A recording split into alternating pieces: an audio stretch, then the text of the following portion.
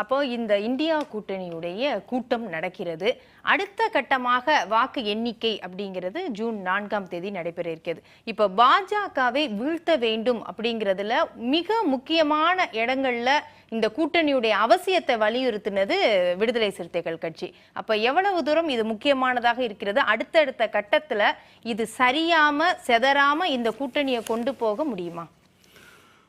நல்ல விளைச்சல், நாடு முழுவதும் நல்ல விளைச்சல், நல்ல அறுவடை, அதை சிந்தாமல் சிதறாமல் வழிப்பறி கொள்ளையரிடமிருந்து பாதுகாத்து வீடு கொண்டு வந்து சேர்க்க வேண்டும். அதற்காகத்தான் இந்த 4ஆம் தேதி நடைபெறுகின்ற இந்தியா கூட்டணியின் தலைவர்களுடைய அந்த ஒரு ஆலோசனை கூட்டம். ஒரு நாடு முழுவதும் ஒரு மிகப்பெரிய ஒரு எதிர்பார்ப்பு ஏற்பட்டு ஒரு மாற்றம் உருவாகி இருக்கிறது. பாரதிய ஜனதாவுடைய கேரக்டர் என்ன அப்படின்றது இந்த நாட்டுக்கு நன்றாக தெரியும். வெற்றி பெற்றவர்களை விலைக்கு வாங்குவது, யார் மீதெல்லாம் வழக்கு இருக்கிறதோ அவர்களெல்லாம் அச்சுறுத்தி பேரம் பேசி அணிமாற்றுவது, கட்சிக்கு இழுப்பது, இது போன்ற வரலாறுகளை இந்தியாவுக்கு இந்த நாட்டிற்கு நன்றாக தெரியும். தேர்தலுக்கு பிறகு யாருக்கும் அறுதி பெரும்பான்மை கிடைக்காத பட்சத்தில் பாரதிய ஜனதா எத்தகைய சித்து விளையாட்டுக்களை நடத்துவார்கள் என்பது எல்லோருக்குமே தெரிந்ததுதான். ஆக வெற்றி பெற்றவர்களை பாரதிய ஜனதா கட்சியிடமிருந்து இவர்களை பாதுகாத்து ஒரு ஆட்சியை பயங்கரவாதத்திற்கு எதிராக, பாசிசத்திற்கு எதிராக, சர்வாதிகாரத்திற்கு எதிராக இந்த மண்ணில் நிறுவ வேண்டும்.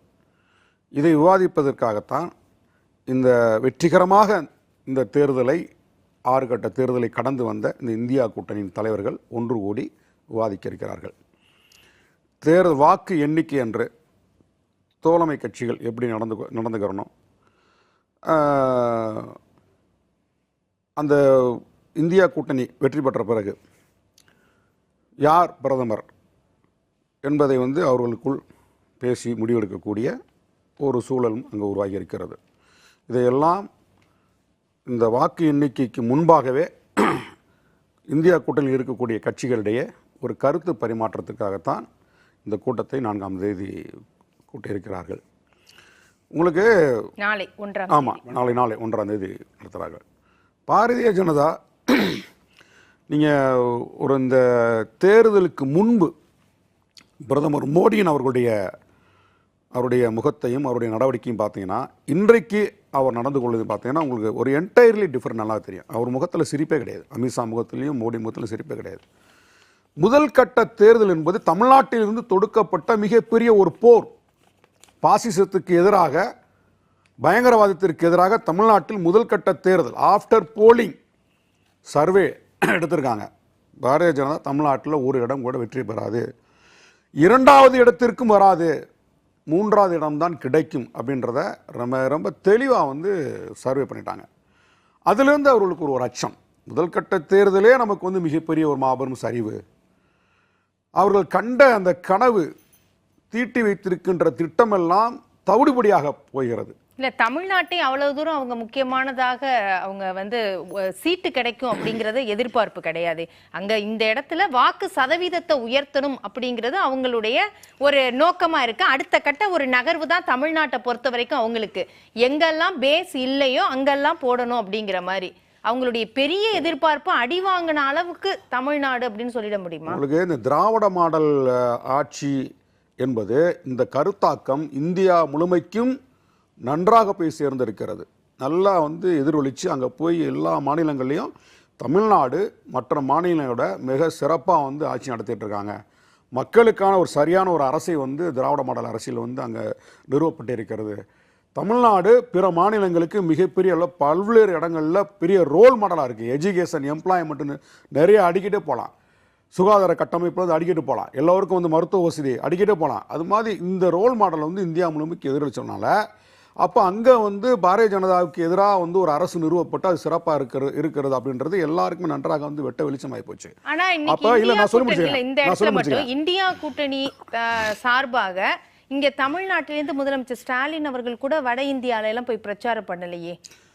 இதெல்லாம் எடுத்துக்கிட்டு போய் சொல்லலாமே அங்க. இல்லை, நம்ம வழியே போய் தேர்தலில் ஸ்டாலின் அவர்கள் பேச வேண்டிய அவசியம் கிடையாது. அது இந்தியா கூட்டணியில் இருக்கக்கூடியவர்கள் தமிழ்நாட்டில் இருக்கக்கூடிய ஸ்டாலின் அவர்களை வந்து வட இந்தியாவுக்கு அழைச்சிட்டு போலாம் அப்படின்னு வந்து ஒரு ஏன் முயற்சி. அழைக்கல? அழைக்கல. ஒரு ஒரு முக்கியமானது மொழி இதே பிரச்சனை கூட்டணிக்கு இல்லையா? இல்ல. இல்ல. மொழி பிரச்சனைன்னு எப்படி சொல்ல முடியும்? ஒரு கூட்டணியை இந்த இந்தியா கூட்டணி அமைக்க வேண்டும்னு பெரும் முயற்சி எடுத்தவர் ஸ்டாலின் அவர்கள். அப்ப அவரை கூட்டிட்டு போய் வட இந்தியாவுல பிரச்சாரம் செய்ய தயங்குறது ஏன்? நீங்க பாரதிய ஜனதாவில் எத்தனை கட்சிகள் வந்து கூட்டணி இருக்காங்க. ஆனா நாடு முழுவதும் பரப்புரை செய்வது மோடி மட்டும்தான். அதே மாதிரி இந்தியா கூட்டணியில் தலைமை தாங்கி நடத்தக்கூடிய காங்கிரஸ் கட்சி இருக்குது. அப்போ நாடு முழுவதும் பயணம் செய்து பரப்புரை செய்வது ராகுல் காந்தி தான்.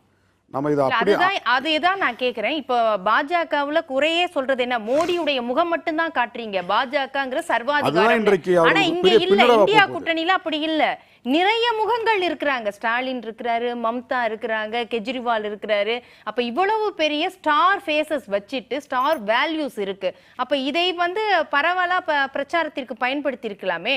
என்ன தயக்கம்? இவ்வளவு நம்ம நீங்க சொல்ற மாதிரி தமிழ்நாடு வந்து கல்வியில உயர்ந்து இருக்கிறது, மருத்துவத்துறையில உயர்ந்திருக்கிறது, பொருளாதாரத்தில் முன்னேறி இருக்கிறது. அப்ப இந்த ரோல் மாடல் திராவிட மாடலை வட இந்தியாவுல கொண்டு போய் நம்ம பிரச்சாரம் பண்ணலாமே. அதுல என்ன தயக்கம்? இதை வந்து இப்போ திமுகவின் தலைவர் மாண்புமிகு முதலமைச்சர் அவர்கள் தான் போய் வந்து அதை திராவிட மாடலை பற்றி அங்கே பேச வேண்டிய அவசியமே இல்லை. இன்றைக்கு திராவிட மாடலை பற்றி அவர் அரவிந்த் கெஜ்ரிவால் வந்து பேசிகிட்டு இருக்காரு. தமிழ்நாட்டுடைய இங்கே எப்படி என்னென்ன ஸ்கீம்லாம் இம்ப்ளிமெண்ட் நடைமுறைப்படுத்தப்பட்டு மிக சிறப்பாக ஒரு ஆட்சி நடத்திட்டு இருக்காங்கன்னு சொல்லிட்டு இவர் நம்ம ராகுல் காந்தி பேசிகிட்டு இருக்காரு. சொல்லப்போனால் திமுகவுடைய அந்த தேர்தல் அறிக்கை காங்கிரஸ் கட்சியோட தேர்தல் அறிக்கை நிறையா வந்து ஒத்து போயிட்டுருக்கு. இந்தியா முழுமைக்குமே வந்து இந்தியா கூட்டணி ஆட்சி அமைத்தால் இந்தியா முழுமைக்குமே நாங்கள் வந்து இந்த காலை உணவு திட்டத்தை வந்து நடைமுறைப்படுத்தும்னு சொல்லிட்டு அது மாதிரி ஒரு சவாலான ஒரு அறிக்கையெல்லாம் வந்து திமுக தேர்தல் அறிக்கையை நம்ம பார்த்துருக்கோம்.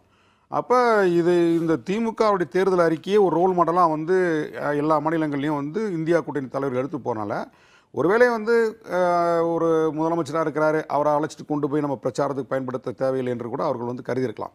கர்நாடகா போனேன், நான் கர்நாடகா போனேன். அது பிரச்சனை இல்லை. இப்போ என்னன்னா இந்த கூட்டணி வந்து எப்படி இந்த வெற்றி பெற போகிறாங்க, ஆட்சி அமைப்பதற்கான ஒரு உத்தியை வந்து எப்படி கையாள போகிறாங்க, இதுதான் வந்து இப்போ நமக்கு முக்கியம். ஏன்னா பாரதிய ஜனதா வந்து இன்றைக்கு அவருடைய செயல்பாடுகளாலவே பெரிய ஒரு தோல்வி நோக்கி நகர்ந்து கொண்டிருக்கின்றார்கள். ஏன்னா தேர்தல் காலத்தில் 10 ஆண்டு ஆட்சி காலத்தில் நாங்கள் இதை செய்தோம், மீண்டும் எங்களுக்கு ஒரு வாய்ப்பு கொடுத்தால் இதை செய்வோம் என்று எந்த இடத்துலையுமே அவர்கள் வந்து உறுதி கொடுக்கவே இல்லை.